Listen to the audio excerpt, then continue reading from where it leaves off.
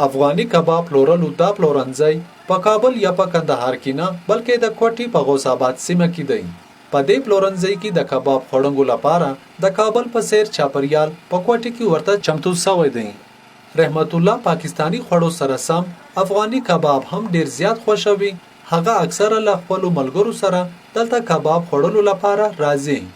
د کباب له مخه چې موږ څنګه کښېنو پر ټیبل کښېنودلې دوی دستي چای راته کښېږدي د هغه ما بعد هډر راسه واخلي د هغه په مطابق کباب موږ له راسي دا چې دی داسې ورځ به مې چې زه خپله نه راځم خامخا راځم یارو دوست هم ټلیفون ورکوم او هغه هم راسره راځي. افغاني کباب خاصیت دا دی چې په دې کې مرچ او مساله نه کارول کیږي او په عمومي توګه دا زر هضم کیږي.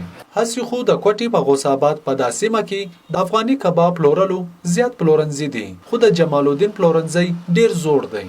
د جمال الدین په وینا په کوټي کې میشت افغان کډوالو نه سربېره د کوټي ځایي خلک هم دا کباب ډیر خوښوي.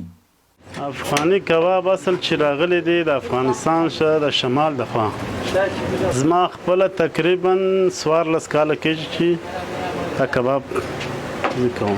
د پاکستان چې دی دا اوس فیران پنجابي بلوچ براوي پښتون سندي افغاني او ازبک تاجک پښتون دا کباب چې دی ګرده خوري د ډېر لرې لرې علاقو څخه دلې راځي خلک کباب افغاني کباب دپاره.